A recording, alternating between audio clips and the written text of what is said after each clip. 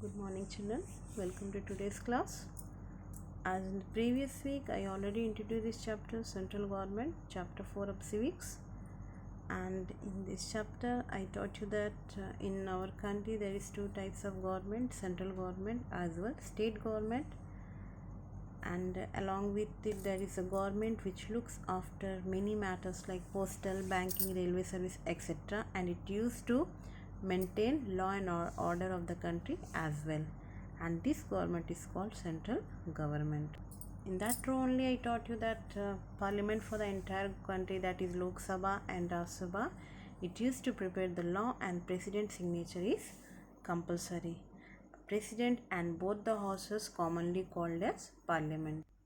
Next, I taught you about the Lok Sabha, that all the different state has been divided into legislative area, and the people of India elect the members of Lok Sabha, and these members have a working period of 5 years, and one member can be the representative of one area only. After Lok Sabha, I taught you about the Rajya Sabha, that there should be a representative from all the states. So one another Sabha was formed which is known as Rajya Sabha. In fact, it is also called as State Government Representative Committee. And in Rajya Sabha, they are having 250 members. Of those, 238 members are elected by the state government, and 12 members who were renowned expert from the different subjects like art, science, literature, they are being nominated by the president, and the work tenure of the Rajya Sabha member is 6 years. As I taught you that Lok Sabha and Rajya Sabha commonly known as parliament. So the parliament's main work is to prepare law, and secondly to inspect and inquire about the work done by the cabinet minister. So in today's class, I'm going to tell you about the Parliamentary Law Making Committee, and in Hindi we used to call it Karyapalika.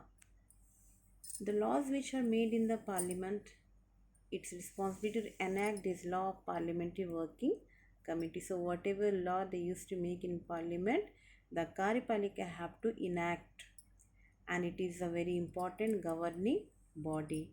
And the head of the Karyapalika, either parliamentary lawmaking committee, is president, and the work of the government is used to done by the name of president only. It means the actual decision of these works are being taken by the cabinet minister under the leadership of prime minister. The party which gets majority in the parliament appoint or choose as prime minister or president by the support of majority party member. So now next topic we are having here about the president. The head of the India's working committee of the parliament is president. Please put underline over here. The head of the India's working committee of parliament is president. Just now I taught you. And all the official work of the government is done in the name of the president only. But these all works, actual decision used to taken by the committee cabinet minister in the leadership of the prime minister, but this all work used to done under the name of president only. For example, we see in newspaper or TV that in parliament there are lots of argument for women's reservation bill. I think you already familiar about this topic. And if the cabinet minister take decision for the women's reservation in parliament, it cannot be a law until unless it has been signed by the president. It means all the work used to done by the cabinet, but it should be duly signed by the president. So just now I taught you that the head of the parliament lawmaking committee is either the head of the Karyapalika is the president only. So there are some certain powers of the president. Let us see what are the main powers of the president. First of all, the president appoints governor of the state, speaker, chief election commissioner, chief justice of Supreme Court and High Court, as well chairman of UPSC, that is Union Public Service Commission, etc. Next in the row, the president is the chief in command of all the defense force of India. Third one, the president can declare war with other countries. and he can also take part and make argument with the other nations. The president has the power to give forgiveness. Forgiveness in the sense that if any criminal wants to convert any of the punishment, then he have to take permission of the president only. If India's security is in any danger due to the war and etc., then the president have only right to declare emergency in the whole country. So a part of these five main powers of the president can use all the power with the advice of the prime minister as well the cabinet minister.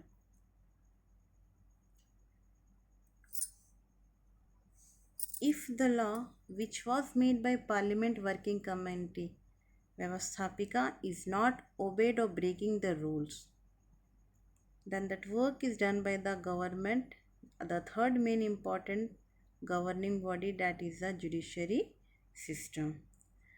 Judiciary system you have already learned in the previous classes about a district court as well high court. So now we are going to learn about the Supreme Court, and Supreme Court is the biggest court of the nation. It is situated in Delhi and also known as the highest parliamentary law making committee, that is Karyapalika. After that, parliamentary working committee, that is Vyavasthapika.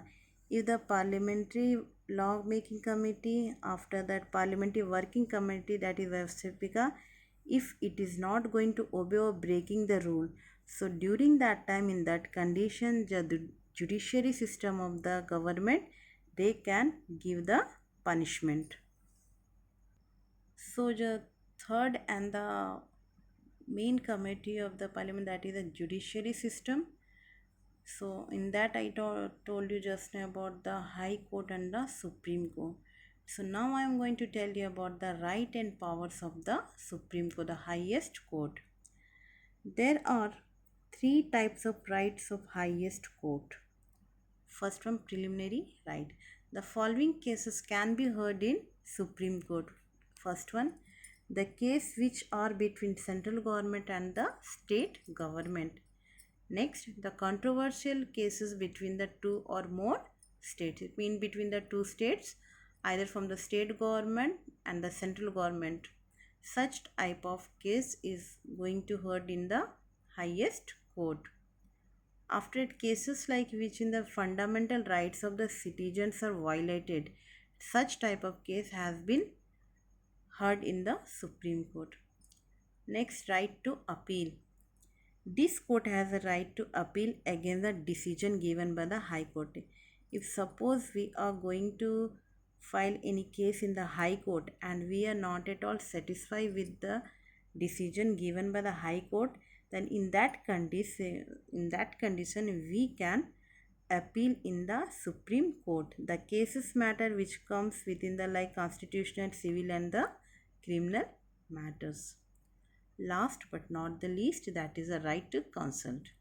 According to it, President can consult Supreme Court for some matters related to public importance and law. It means sometimes President used to take help of the Supreme Court in some particular law. But it cannot compel the President to follow it consultation. But Supreme Court have no right to compel the President, ज़बरदस्ती नहीं कर सकते हैं that President have to follow that consultation only. Supreme Court is a conserver of fundamental rights of the citizen. Conserve it means उसकी देख रेख करते हैं. It can amend the act which are implemented by the Parliament. Those laws which are against rule and regulation of constitution can be announced illegal. It means if any of the law used to violate the rule and regulation of the constitution, it can be announced illegal. So this is what about this chapter, central government.